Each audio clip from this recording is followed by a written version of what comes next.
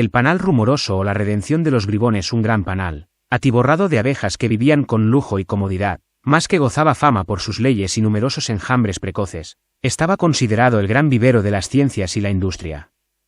No hubo abejas mejor gobernadas, ni más veleidad ni menos contento. No eran esclavas de la tiranía ni la regía loca democracia, sino reyes, que no se equivocaban, pues su poder estaba circunscrito por leyes. Estos insectos vivían como hombres, y todos nuestros actos realizaban en pequeño. Hacían todo lo que se hace en la ciudad y cuanto corresponde a la espada y a la toga, aunque sus artificios, por ágil ligereza de sus miembros diminutos, escapan a la vista humana.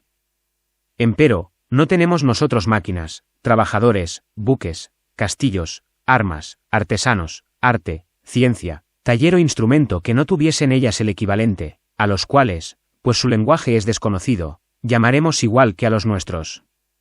Como franquicia, entre otras cosas, carecían de dados, pero tenían reyes, y estos tenían guardias. Podemos, pues, pensar con verdad que tuviera algún juego, a menos que se pueda exhibir un regimiento de soldados que no practique ninguno. Grandes multitudes pululaban en el fructífero panal, y esa gran cantidad permitía medras, empeñados por millones en satisfacerse mutuamente la lujuria y vanidad, y otros millones ocupábanse en destruir sus manufacturas, abastecían a medio mundo, pero tenían más trabajo que trabajadores. Algunos, con mucho almacenado y pocas penas, lanzábanse a negocios de pingüis ganancias, y otros estaban condenados a la guadaña y al azadón, y a todos esos oficios laboriosos en los que miserables voluntariosos sudan cada día agotando su energía y sus brazos para comer. Mientras otros se abocaban a misterios a los que poca gente envía aprendices, que no requieren más capital que el bronce y pueden levantarse sin un céntimo, como fulleros, parásitos, rufianes, jugadores, rateros, falsificadores, curanderos, agoreros y todos aquellos que, enemigos del trabajo sincero, astutamente se apropian del trabajo del vecino incauto y bonachón. Bribones llamaban a estos, más salvo el mote, los serios e industriosos eran lo mismo. Todo oficio y dignidad tiene su tramposo, no existe profesión sin engaño.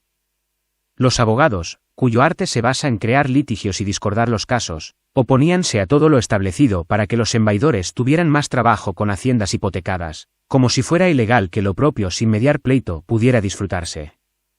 Deliberadamente demoraban las audiencias, para echar mano a los honorarios, y por defender causas malvadas hurgaban y registraban en las leyes como los ladrones las tiendas y las casas, buscando por dónde entrar mejor. Los médicos valoraban la riqueza y la fama más que la salud del paciente marchito o su propia pericia. La mayoría, en lugar de las reglas de su arte, estudiaban graves actitudes pensativas y parsimoniosas, para ganarse el favor del boticario y la lisonja de parteras y sacerdotes, y de todos cuantos asisten al nacimiento o el funeral, siendo indulgentes con la tribu charlatana y las prescripciones de las comadres, con sonrisa afectada y un amable ¿qué tal?, para adular a toda la familia, y la peor de todas las maldiciones, aguantar la impertinencia de las enfermeras. De los muchos sacerdotes de Júpiter contratados para conseguir bendiciones de arriba, algunos eran leídos y elocuentes, pero ahí había violentos e ignorantes por millares, aunque pasaban el examen todos cuantos podían enmascarar su pereza, lujuria, avaricia y orgullo, por los que eran tan afamados, como los sastres por sisar retazos, o ron los marineros. Algunos, entecos y andrajosos, místicamente mendigaban pan, significando una copiosa despensa, aunque literalmente no recibían más, y mientras estos santos ganapanes perecían de hambre, los holgazanes a quienes servían gozaban su comodidad, con todas las gracias de la salud y la abundancia en sus rostros. Los soldados, que a batirse eran forzados, sobreviviendo disfrutaban honores, aunque otros, que evitaban la sangrienta pelea, enseñaban los muñones de sus miembros amputados. Generales había, valerosos, que enfrentaban el enemigo, y otros recibían sobornos para dejarle huir. Los que siempre al fragor se aventuraban perdían, ora una pierna, ora un brazo, hasta que, incapaces de seguir, les dejaban de lado a vivir solo a media ración, mientras otros que nunca habían entrado en liza se estaban en sus casas gozando doble mesada.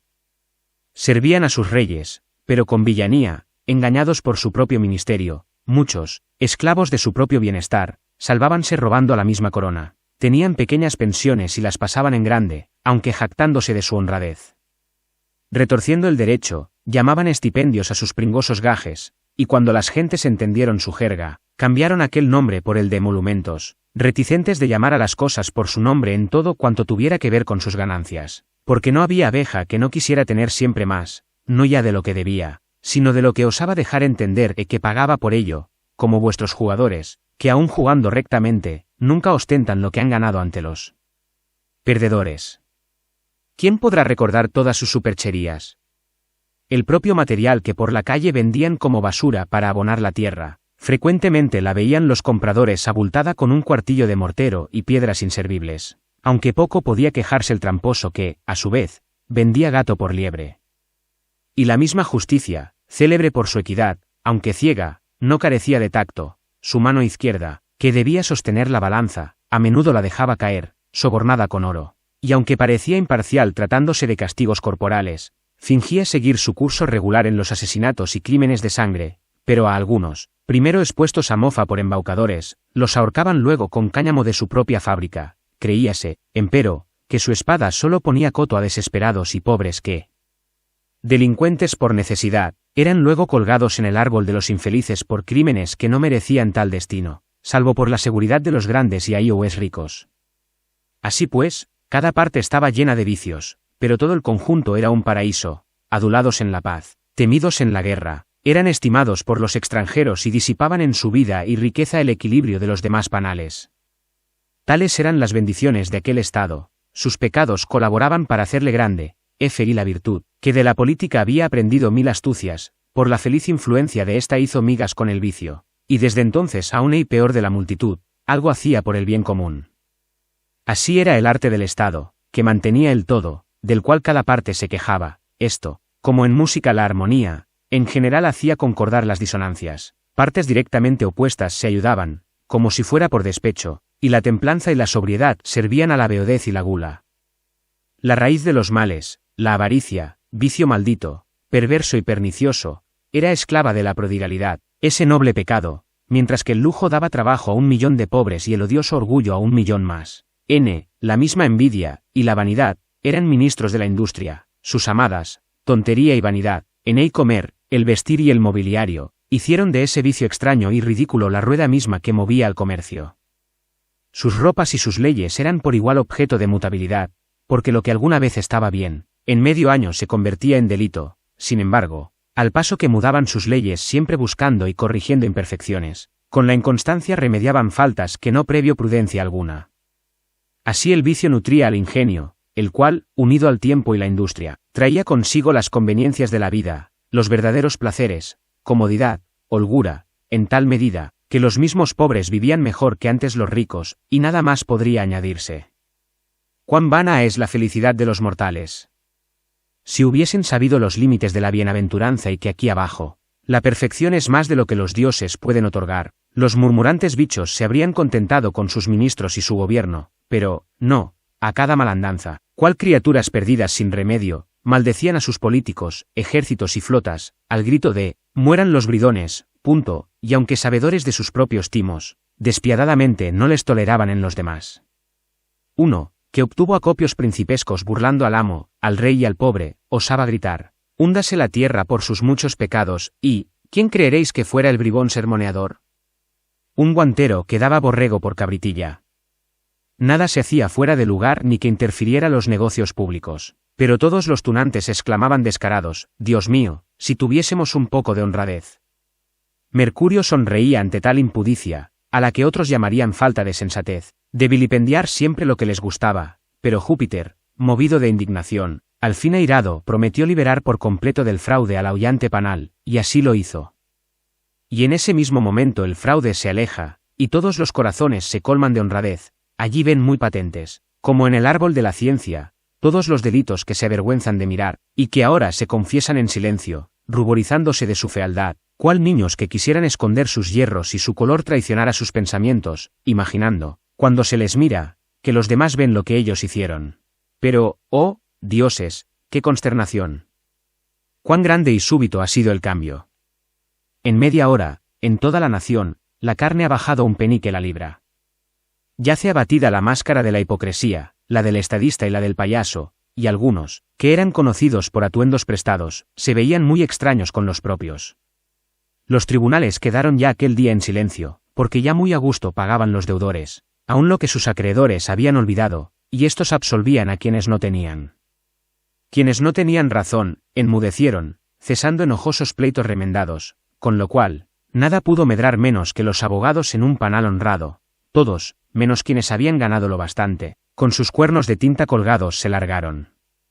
La justicia ahorcó a algunos y liberó a otros, y, tras enviarlos a la cárcel, no siendo ya más requerida su presencia, con su séquito y pompa se marchó. Abrían el séquito los herreros con cerrojos y rejas, grillos y puertas con planchas de hierro, luego los carceleros, torneros y guardianes, delante de la diosa, a cierta distancia, su fiel ministro principal, don Verdugo, el gran consumador de la ley, no portaba ya su imaginaria espada, sino sus propias herramientas, el hacha y la cuerda, después, en una nube, el hada encapuchada. La justicia misma, volando por los aires, en torno de su carro y detrás de él, iban sargentos, corchetes de todas clases, alguaciles de vara, y los oficiales todos que exprimen lágrimas para ganarse la vida. Aunque la medicina vive mientras haya enfermos, nadie recetaba más que las abejas con aptitudes, tan abundantes en todo el panal, que ninguna de ellas necesitaba viajar, dejando de lado vanas controversias, se esforzaban por librar de sufrimientos a sus pacientes, descartando las drogas de países granujas para usar solo sus propios productos, pues sabían que los dioses no mandan enfermedades a naciones que carecen de remedios.